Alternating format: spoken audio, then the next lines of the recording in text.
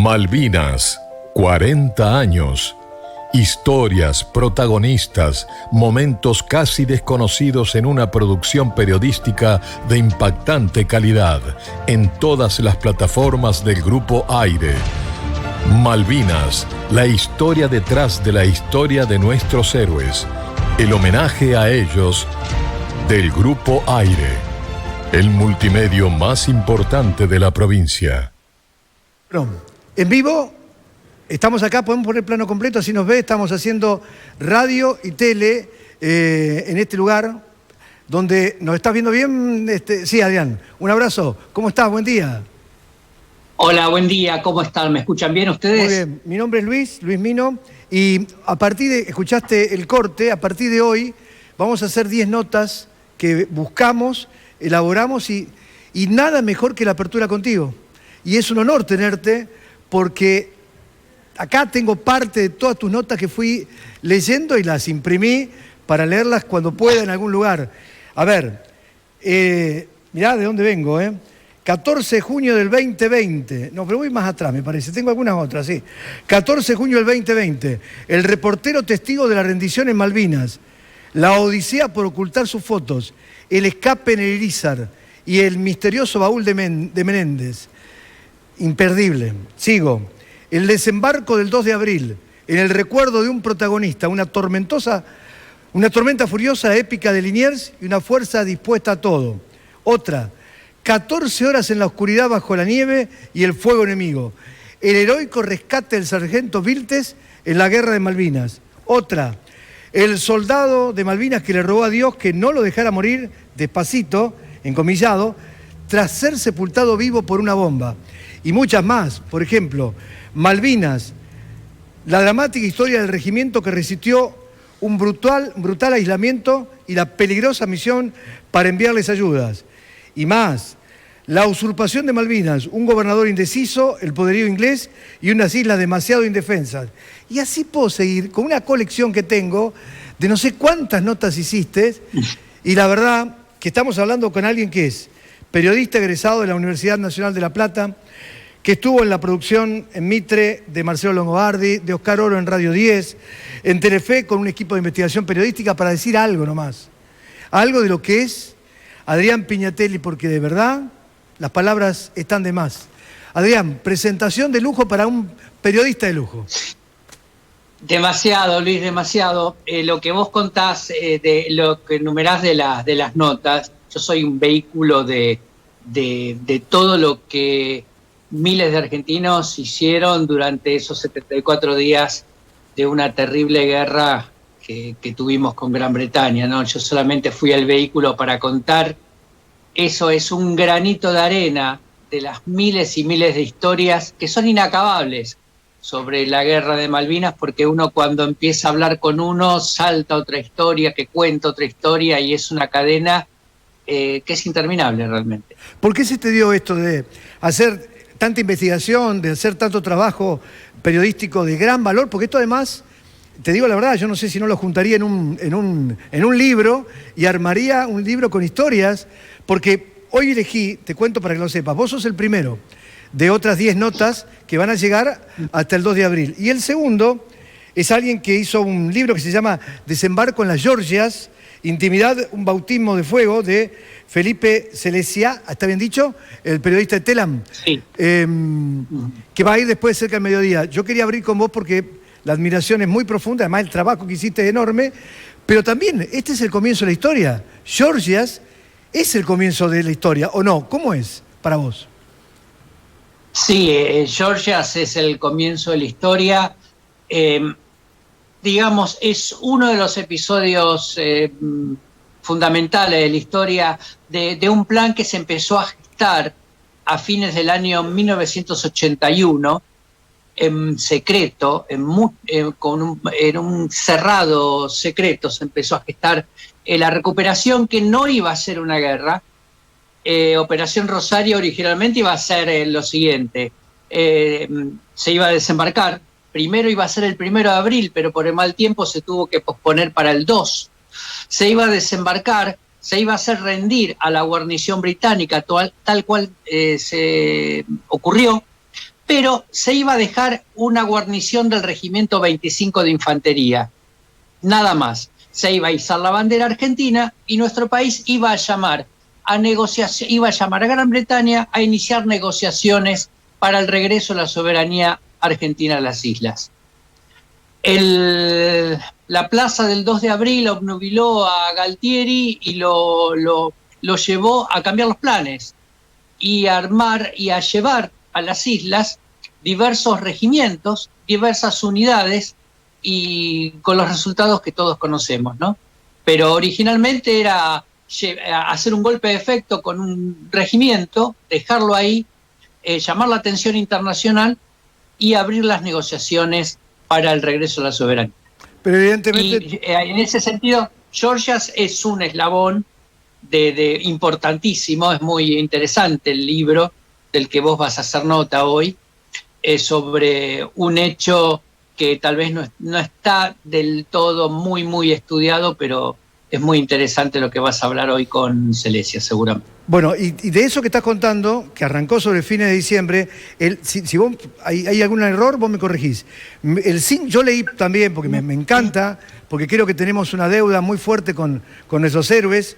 El 5 de enero del 82, mientras muchos argentinos estábamos de vacaciones, hay una reunión en lo que se llama el Edificio Libertad, entre el presidente de facto Galtieri, el almirante Anaya y el brigadier Lamidoso.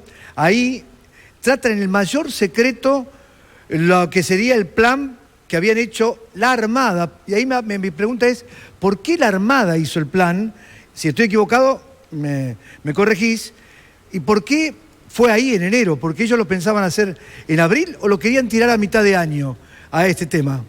Digo porque hubo una gran revuelta allá por fines de marzo, recordemos el muerto en Rosario, la movilización frente a Plaza de Mayo, porque estábamos en un momento tremendamente caótico del país, la economía no daba para más y pudo haber sido eso el efecto que quiso buscar al Galtieri, y la idea de julio-agosto se retrotrajo a abril.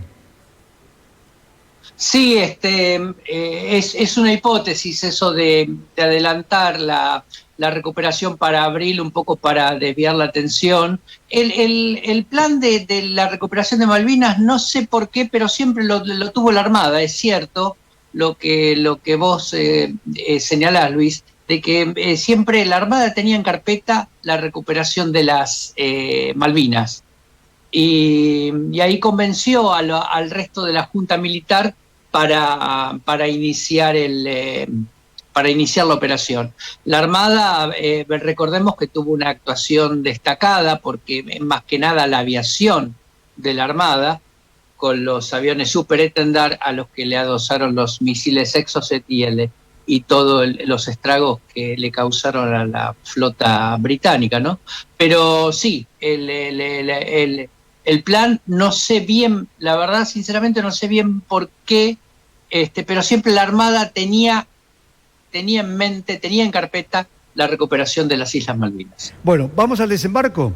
En ese artículo donde decís, el desembarco del 2 de abril, en el recuerdo de un protagonista, el cabo, digamos, la tormenta furiosa, que ya venía del 1 de abril. Por eso se corrió al 2 de abril.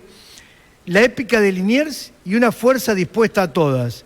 El teniente coronel Mohamed Ali Zeineldin supo que el regimiento 25, al que estaba en el mando, eso se lo dijeron el 1 de febrero, estoy leyendo lo tuyo, de 1982, sería la única unidad del ejército que integraría la fuerza de desembarco. Zeineldin, mirá cómo después dónde lo colocó a Zeineldin la historia, algunos años más adelante. ¿Qué se recuerda de ese día? ¿Qué elementos le podemos contar a la gente para enriquecer la historia?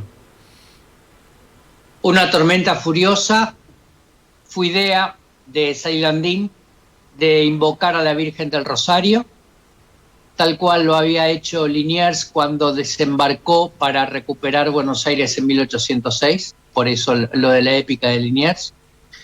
Zeineldin era el jefe del regimiento 25, el que se iba a quedar en las islas. Era la unidad mejor preparada, a tal punto que en el regimiento 25, cuando se conoció la operación de desembarco, se crearon 3 compañías especiales para esta operación. Sin embargo, Ceylandín, que hay mucho para hablar del Regimiento 25 porque él llevó, era una unidad muy profesional y también le sumaba la épica. Vos sabés que él llevó hasta un corneta. Viste como en el siglo XIX, en las batallas que hubo un corneta, él llevó un corneta que era el cabo Tavares, ¡Epa! que era el que levantaba la moral a la tropa. Cuando había, por ejemplo, cuando había un anuncio de un bombardeo inglés, él tenía que tocar la trompeta de una determinada forma y todo. Era todo muy épico. El Regimiento 25 fue el único regimiento cuyos oficiales llevaron sus sables. Sus sables porque el sable simboliza el poder de mando. En la noche anterior a la rendición, los oficiales del Regimiento 25 enterraron en un lugar secreto sus sables con la bandera del regimiento y con diversas armas y explosivos. Están enterrados en un lugar secreto porque ellos dicen que en algún momento ellos van a volver. ¡Ay, qué dato! Es decir, para ellos no se rindieron. Para ellos no ocurrió en su regimiento la rendición, sino que está ahí. Se perdió una batalla. Ellos creen que están convencidos de que van a volver en algún momento y cuando desembarquen van a ir a ese lugar donde están enterrados los sables. Hay una nota que yo escribí hace unos años sobre eso, sobre los sables enterrados, junto con explosivos y armas, y con la bandera del regimiento que los ingleses nunca la pudieron obviamente tener, porque sus principales atributos están enterrados junto con esos sables. Una pregunta que te lo podría hacer cualquier oyente o televidente. ¿Los ingleses saben este dato? ¿Lo conocen? Y lo conocen por mí por la nota. No saben el lugar. ¿Vos tampoco sabés el lugar? No saben el lugar. Así que lo debe saber un grupo muy pequeño de personas. ¿Ya uno? Sí, los que participaron de esa ceremonia. Yo entrevisté a algunos de ellos y me contaron cómo envolvieron los sables. Los envolvieron primero en nylon, después en una colcha, después los volvieron en nylon, los ataron, están como bien conservados. Son los sables que el oficial recibe cuando egresa del Colegio Militar de la Nación, ¿no? Un sable que tiene su nombre grabado y todo.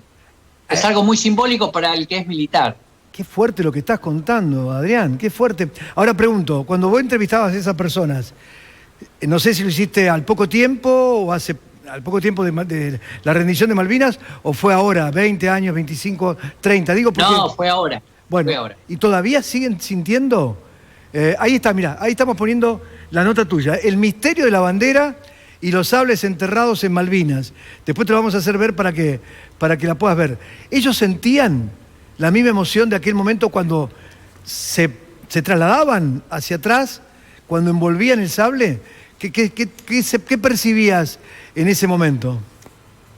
Sí, ellos, los que pelearon en Malvinas, ellos, primero, la mayoría, cuando uno le pregunta, ¿volverías a pelear? Yo volvería. La mayoría dice exactamente lo mismo. Y siempre ellos transmiten esa emoción, les queda esa emoción y ese sentimiento muy especial que viene de la gente, que es propio de la gente que estuvo en una guerra, que debe ser una situación límite terrible. Y ellos sienten eso, hay una gran emoción y te lo cuentan como si hubiese ocurrido ayer. Eso es lo lindo. Te lo cuentan como si hubiese ocurrido ayer y ahí es muy lindo hablar con ellos porque muchos lo cuentan con mucho lujo de detalles, con muchos, la verdad que detalles que lo hacen vivir a uno, también lo hacen ser partícipe a uno de esos episodios. A ver, y una pregunta muy amplia. De todos los que fuiste entrevistando, todos guardan quizás también, además de ese sentimiento patriótico, guardan algún cierto recelo porque estaban en inferioridad, porque las cosas no llegaban a tiempo, porque muchas cosas sucedieron desde tierra que no fueron el apoyo que necesitaban en pleno combate. ¿Hay algún recuerdo amargo sobre eso? Hay recuerdos amargos derivados de la desorganización que había, porque como cuando se apartaron del plan primigenio de dejar el regimiento 25 y empezaron a llegar unidades, empezó la desorganización y empezó el aislamiento. Cuando empieza el ataque inglés el 1 de mayo, ya los helicópteros argentinos, que eran los que tenían que proveer de alimentos, de provisiones y de municiones a las unidades que estaban en el interior de las islas, no pudieron hacerlos, no podían volar porque eran derribados. Por eso empezaron los problemas. Ellos sí, muchos manifiestan esa desorganización, ese no digo abandono, pero esa improvisación que a veces hubo entre las filas argentinas, que venía de los altos mandos de las islas y de Buenos Aires, ¿no? Y eso provocó que cuando hubo el hecho de la rendición hubo una pelea, una discusión muy fuerte entre Galtieri y Menéndez por el fin de la guerra y los términos de la rendición. Claro, porque Galtieri no quería la rendición, querían resistir, y Menéndez, que era mucho más realista porque estaba en el campo de batalla, Menéndez decía que la resistencia ya era inútil, era sacrificar más vidas sin ningún sentido. Todo entra en el tema de las hipótesis. La verdad que los ingleses querían firmar la rendición cuanto antes, porque los ingleses hasta últimamente estaban muy temerosos de la Fuerza Aérea Argentina. La Fuerza Aérea Argentina, cuando Menéndez le informa que iba a firmar no la rendición, primero un alto el fuego, la Fuerza Aérea Argentina se negó, porque decía que todavía tenían aviones para atacar. Hubo que convencer a la Fuerza Aérea también de sumarse a este alto el fuego, pero sí, Menéndez consideró que una resistencia era inútil, era sacrificar más vidas y llegar al mismo resultado. Y aquella foto donde aparece Menéndez con Jeremy Moore, quedó plasmada un poco ahí la historia de un gobierno que se tomó de algo que no pensaba y de una historia que ahora sí nos alejó mucho, porque hasta ese momento teníamos cierta relación, hasta el 82, con las islas. Para ellos, para los isleños, quizá el contacto más cercano era Buenos Aires, y había cierta relación, pero a partir de ahí es como que se produjo una grieta, ya que está tan de moda la palabra, y después de ese hecho, Gran Bretaña o el Reino Unido empieza a darle un lugar distinto a lo que para ellos son las Falkland y para nosotros son nuestras Malvinas. Marcó también un retroceso. Esa rendición no fue una rendición solamente ahí, sino que fue una rendición, lo digo desde mi punto de vista, que generó ya una posibilidad muy lejana de recuperarlas. Hay una versión, Luis, que dice que los ingleses ya no querían, el gobierno inglés ya no quería invertir en dinero para mantener las Islas Malvinas y habría estado dispuesto a iniciar negociaciones antes de la guerra, estoy hablando, ¿no? Claro. Malvinas, los kelpers vivían en parte gracias a nuestro país. Se atendían en nuestros hospitales. Sus mujeres venían a tener familia al continente, sus hijos, muchos estudiaban en el continente. La pista de aterrizaje fue construida por los argentinos en el año 1972. Nosotros le mandábamos fruta y verdura fresca. Después de la guerra, ellos la reciben congelada desde Gran Bretaña, se la llevan congelada desde Gran Bretaña. Es decir, había un vínculo que no te digo de amistad, pero sí de cordialidad, y el gobierno inglés, que en ese sentido es muy práctico, ya tenía en carpeta ver la posibilidad de armar una soberanía primero compartida con las dos banderas, para después terminar con una soberanía argentina. La guerra trastocó todos estos planes, fortaleció a Margaret Thatcher, que encima la tenía difícil en su frente interno, y a ella la empoderó la guerra y bueno, todo se trastocó. Para no caer en un lugar común, ¿entendés? Te lo digo como, a ver, quiero saber tu opinión, que la única forma de recuperarla, porque la diplomacia, desde el 82 ya llevamos 40 años que no ha movido nada, ni nada del amperímetro. La única forma podría ser tratar de reconocer culturalmente nosotros a los isleños, tratar de, entre paréntesis, enamorarlos de nuevo con gestos, con actitudes, como para llegar a una negociación alguna vez. Sí, enamorar a los isleños es muy difícil porque ellos se creen británicos, a pesar de que están a miles y miles de kilómetros de distancia. Yo creo que la guerra nos hizo retroceder muchos espacios en este juego diplomático, y esto la verdad es un trabajo de muchos años, de un trabajo diplomático que no tiene que cambiar según cambie el gobierno acá en el país, sino que tiene que ser un trabajo consecuente, constante y siempre con un mismo objetivo. Solo así vamos a poder llegar a ver algún resultado en el mediano, no te digo en el corto, pero en el mediano plazo. Pero enamorar a los isleños es muy difícil. Después de la guerra, la verdad hay una hostilidad muy, muy marcada de ellos hacia nosotros. Y la última, para que terminemos con una de las anécdotas de tus brillantes notas, le hiciste una nota a Eduardo Rotondo, el reportero gráfico que registró lo que pasó en Malvinas y fue el único reportero y corresponsal de guerra que cubrió el conflicto, pero que además permaneció en las islas luego de la rendición y tomó fotografías valiosísimas. ¿Cómo fue la odisea, quiero cerrar con esto, para ocultar su foto, lo que te contó? Porque hay cosas que él no quería que los ingleses se quedaran. ¿Algo así fue?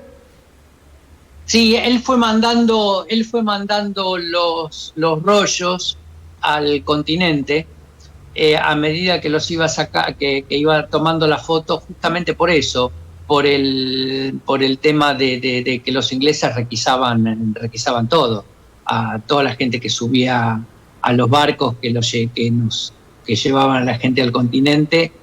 Requisaban absolutamente todo, y él en parte ocultó en sus ropas, él en parte mandó con gente los rollos al continente, lo que nos permitió que se puedan ver.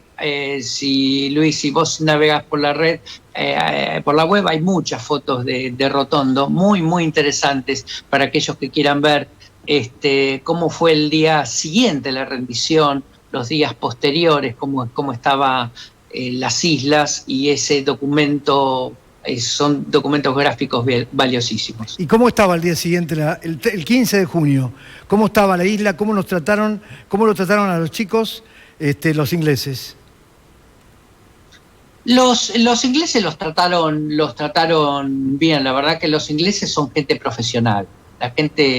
Los ingleses son soldados que no es que no son voluntarios, son soldados profesionales que fueron a cumplir un trabajo, lo cumplieron. Yo tengo cientos de anécdotas por ejemplo, cuando fue el combate de Darwin, que fue la rendición de Darwin, los ingleses mismos hicieron un cordón de honor en honor a los soldados argentinos, los hicieron desfilar y les rindieron honores a los soldados argentinos. Esa situación se repitió en muchos lados y siempre los ingleses reconocieron el valor y el coraje que exhibieron nuestros soldados. Ellos son profesionales y para ellos la rendición fue la rendición, terminó. Hasta mañana. ¿Dónde nos toca ir ahora? Hasta luego. Bueno, qué mejor parte para terminar de esta anécdota que contás, de cómo reconocieron el valor los profesionales ingleses de nuestros chicos que fueron prácticamente sin nada. Una última, como un bonus track, como una parte final.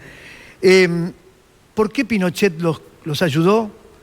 No quiero decir Estados Unidos, porque Estados Unidos sabíamos que se iba a volcar por Gran Bretaña, pero ¿por qué la dictadura, habiendo dos dictaduras muy cercanas, como eran la argentina y la chilena, por qué Pinochet le dio tanta posibilidades, porque no sé si con Chile, no ayudándolo, le iba a ser tan fácil. Iban a terminar ganando, pero no sé si iba a ser tan fácil. En ese sentido, Chile se portó muy mal con la Argentina porque, como vos bien decís, Chile fue el que le pasó valiosísima información a los británicos del movimiento fundamentalmente de las bases aéreas argentinas en la Patagonia. Para Chile, yo no sé por qué, pero Chile estuvo a punto de invadir Argentina por ese famoso historia de los límites y del canal de Beagle, y porque nosotros antes de Malvinas estuvimos a punto de ir a la guerra con ellos. Si no fuera por el cardenal Zamoré, el famoso cardenal Zamoré. Claro, pero incluso después hubo movilización de tropas porque la hipótesis de conflicto seguía siendo Chile, no Malvinas. Y Pinochet vio la oportunidad de su vida. Yo creo que en ese sentido colaborar con Gran Bretaña, vio la oportunidad de su vida para ver la posibilidad de correr las fronteras que tiene con la Argentina y tal vez de cerrar esas apetencias que siempre tuvo de la salida al Atlántico. Eso es lo que tiene lo que yo te contaba antes de la diplomacia. La diplomacia chilena siempre fue consecuente hacia un punto. Lo que no pasa con la nuestra. Y ellos siempre quisieron una salida del Atlántico. Y ahora a partir del diferendo del canal de Beagle, que se resolvió en el año 84 pacíficamente, por suerte, ellos tienen una salida del Atlántico. Adrián, un lujo ser la primera nota de estas 10 que estamos haciendo en Aire de Santa Fe. Te elegimos porque además de periodista sos un divulgador histórico brillante. Búsquenlo en Google, se van a enamorar de las notas que ha hecho un montón. Las estás publicando, están publicadas, hay decenas de material para enriquecer. Me encantaría que cualquier papá que quiera enseñarle algo a sus hijos, papá y mamá quiero decir, busque a Adrián Pignatelli, Malvinas, y lean una nota de tantas y van a empezar a entender los chicos y las nenas y nenes lo que significa, contado por un periodista, este tiempo de Malvinas. De mi parte... Luis, Sí. Sos muy generoso, Luis, te agradezco tus palabras. Yo solamente reitero, soy un vehículo para toda esa gente que tal vez no tiene voz, de que se destaque en lo que hizo, porque yo no estoy a favor de la guerra, sería una locura estar a favor de una guerra, pero hubo una guerra, hubo gente que peleó, hubo gente que dio su vida, hubo gente que fue herida, hubo gente que volvió, no volvió bien. Y esas historias hay que contarlas porque son seres humanos que dieron todo por su país y lo menos que puedo hacer es contar lo que ellos vivieron allá. Nosotros en nuestra voz, por todos los santafesinos, los héroes santafesinos que hubo muchos, yo recuerdo, por si yo soy de Coronda, al teniente Márquez, que también, vos hablaste de la aviación, fue uno de los primeros que cayó, sí. El teniente Márquez de Coronda. Lo digo porque aparte hay una historia mía, yo empecé haciendo una propaladora en la misma casa donde él estaba y se había ido a Malvinas, así que lo mío con Malvinas es muy fuerte, así que en nombre de Aire Santa Fe para todos los soldados y aquellos que dieron su vida, va el reconocimiento con esta primera nota. Te elegimos por algo. Yo ¿sabes lo que digo? Cuando todo el estudio se calla y empieza a ver la nota y no mueven un dedo, es porque la nota es muy importante y vos lo lograste. Chau Adrián, gracias. Gracias a ustedes, que tengan muy buen día. Desde Aire de Santa Fe, el primer contacto en este tiempo de Malvinas, en estos 40 años, para compartir. Ya volvemos. Malvinas, la gesta.